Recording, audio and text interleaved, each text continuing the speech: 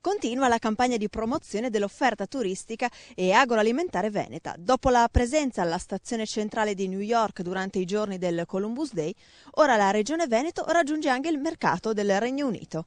Ai magazzini Harrods di Londra il sistema veneto viene promosso in ogni suo aspetto.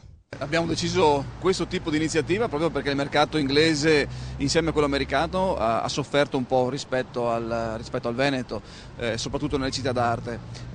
Quindi abbiamo voluto fare una politica aggressiva sia nel mercato americano sia nel mercato inglese sostanzialmente per questo motivo. Poi c'è anche una grande opportunità in più. Oggi per esempio le ville venete sono tutte in rete, penso anche al sistema golfistico che è tutto in rete, e qui in Gran Bretagna oltre 7 milioni di persone giocano a golf, quindi ci presenteremo con tutto il sistema turistico, il sistema montano e enogastronomico, ma facendo vedere che in Veneto ci sono quell'offerta turistica che è vicina anche alle esigenze del mercato inglese. All'ultimo piano degli Harrods, alla presenza della stampa britannica, è stato illustrato il significato del progetto della Regione Veneto, che ha scelto come suo testimonial il CT della nazionale inglese Fabio Capello. Mi sento un uomo del Triveneto, essendo friulano, però è una promozione bellissima che merita di essere appoggiata.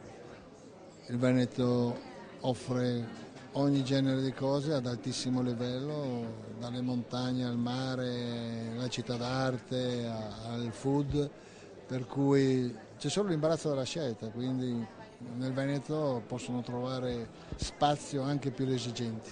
Lei in che modo è legato anche affettivamente alla Regione Veneto?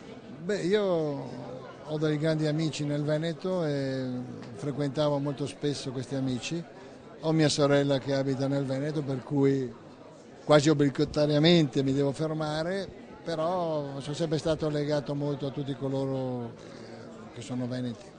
Quella veneta si presenta come un'offerta trasversale di cultura, arte, enogastronomia, sport, come il golf, tanto amato dagli inglesi, che in Veneto è possibile praticare negli oltre 40 green per circa 80 km di campi. Scegliendo Harrods, la Regione Veneto ha l'opportunità di farsi conoscere sia dal pubblico del Regno Unito, ma anche dalle migliaia di turisti che ogni giorno visitano i grandi magazzini.